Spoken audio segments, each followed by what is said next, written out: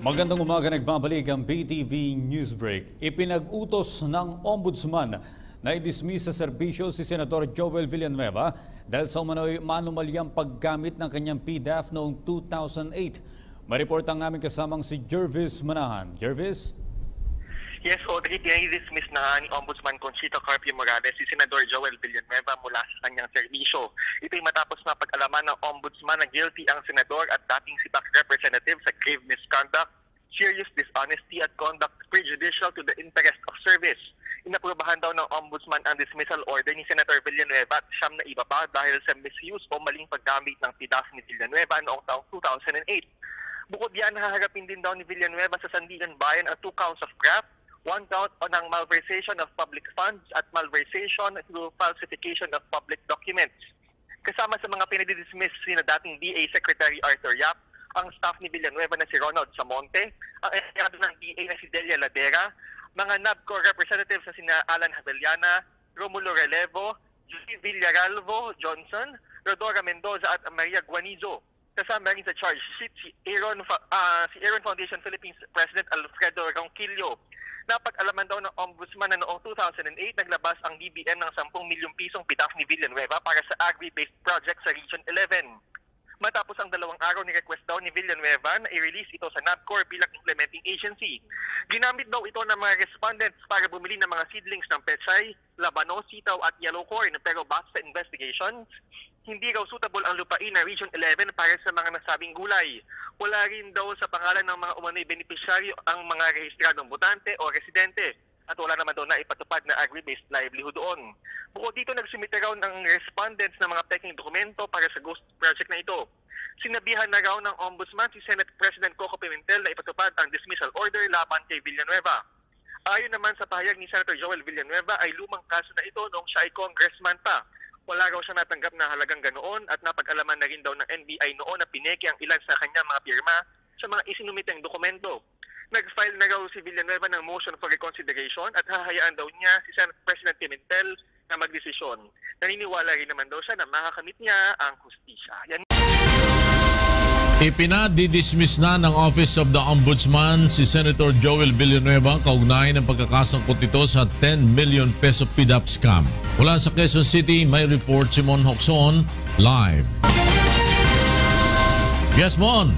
Yes, Flor, pinasisibak sa pwesto ni Ombudsman Conchita Carpio Morales si Senator Joel Villanueva matapos na mapatunayan itong guilty ng grave misconduct, serious dishonesty at conduct prejudicial in the interest of the public.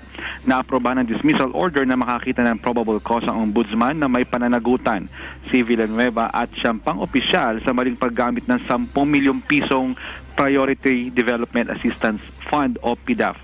Bukod sa dismissal, naharap si Villanueva sa kasong graft, malversation at falsification of documents sa Sandigan Bayan. Ayon sa investigasyon ng Ombudsman taong 2008 nang mag-release si Villanueva ng 10 milyong piso ng kanyang PDAF sa di umano'y peking NGO na Aaron Foundation Philippines. Nakita ng irregularidad ang Ombudsman dahil hindi naman ipinatupad ng NGO ang mga agricultural projects sa Compostela Valley. Nakita rin ng Ombudsman na hindi angkop sa pagsasaka ang lupa dahil malaking bahagi ng lupa ay natataniman ng puno ng saging at buko. Hindi rin registered voters sa naturang probinsya ang mga beneficiaries ng proyekto. Sumagot naman si Villanueva at sinabing pineke ang kanyang mga pirma upang maaprubahan ang pag-release sa pondo. Nagain ng motion for reconsideration si Villanueva sa Ombudsman. Sinulatan na ng Ombudsman Senate President Coco Pimentel upang ipatupad ang dismissal ni Villanueva. Ayon kay Pimentel, hihintayin nila ang tugon ng Ombudsman bago umaksyon sa dismissal order. Ipinatatanggal ng Ombudsman sa pwesto si Senador Joel Villanueva matapos mapatunayang guilty sa hindi raw tamang paggamit ng pork barrel o PDAF noong congressman pa siya. Ayon sa Ombudsman, may pananagutan si Villanueva sa maanumalya umanong paggamit ng PDAF noong nagsilbi siyang SIBAC Party List Representative.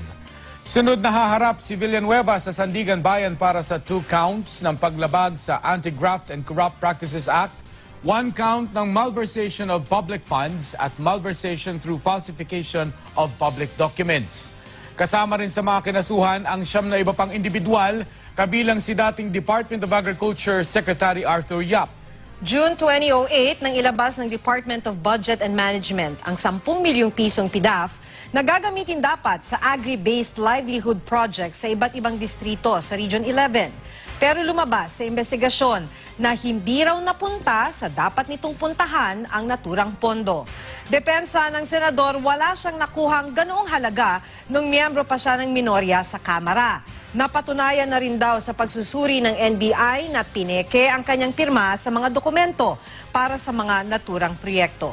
Naghain na si Villanueva ng motion for reconsideration sa Ombudsman. Bahala na raw si Senate President Coco Pimentel sa magiging aksyon nito sa utos ng Ombudsman. Ayon naman kay Pimentel, hihintayin muna niya ang tugon ng Ombudsman sa motion ni Villanueva bago siya magdesisyon tungkol sa utos na tanggalin sa pwesto ang senador.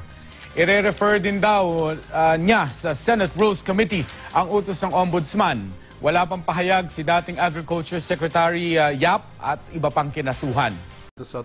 Senator Villanueva. Thank you, Mr. President. If the distinguished gentleman from Sarangani and General Santos City would yield to some clarificatory questions, very few questions. Manila rin. In Manila, People's Champ, I mean, would yield to some questions, Your Honor. Okay.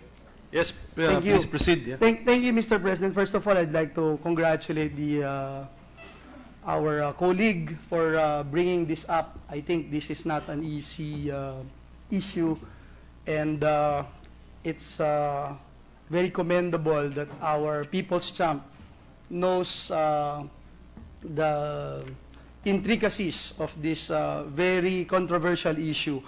But let me, first things first, ask that question. Your Honor, Mr. President, binanggit po ninyo na kayo ay pabor sa death penalty, ngunit ang binanggit niyo po kanina ay doon lamang sa mga drug traffickers, if I'm not mistaken, drug lords and pushers. Am I correct, Mr. President? Ito pong privilege speech ko, Mr. President, is about the drug traffickers, yung mga involved sa droga. Ito po yung privilege speech ko. Hindi po ibig sabihin kayo ho ay hindi pabor kung ito po ay heinous crimes o yung mas kilala o sinasabing pagkarumal-dumal yung isang krimen. Hindi po kayo pabor doon sa death penalty. Am I correct, Mr. President? Pag hindi po karumal-dumal ang krimen, I think hindi po reasonable na magkaroon ng death penalty. So, meaning to say, Mr. President, kunyari po, dun po sa privilege speech nyo, if I'm not mistaken, binanggit nyo po yung tatay na pinatay yung sariling anak o yung tatay na nanggahasa ng kanyang sariling anak. Ito po ba ay fall under a heinous crime at kayo po ba ay sasang-ayon dito sa representasyon na ito'y isang karumal-dumal na krimen? Ito po ay karumal-dumal at may marami po akong bill na i-file po dito sa Senado at 4 po yan para sa death penalty, pero ito lang po muna inuna ko yung sa drug related para po kung may problema man doon sa rape with murder, hindi maapektuhan yung drug traffickers yung na bill ko na ipinail. Salamat po, Mr. President. At gusto ko rin sabihin for the record that this representation would like to participate actively in the discussion of this particular issue. On another note, Mr. President, Your Honor, dun po sa kaisipan o doon sa mga binabanggit na schools of thought, for example, Mr. President, distinguished colleague, our People's Champ, yung pong pananaw na ang isang nagkasala ay binibigyan mo ng easy way out kung bibigyan mo o papatungan mo, paparatangan mo ng parusang kamatayan. Ano po ang inyong masasabi dito na sa halip na mag-suffer ng husto at ma-correct yung pong maling ginawa ng isang akusado o palagay na po yung convicted na, ano pong masasabi nyo dito na ito ba ay pagbibigay ng yung tinatawag na easy way out doon sa isang sangkot dito sa isang karumal-dumal na krimen na ating binabanggit?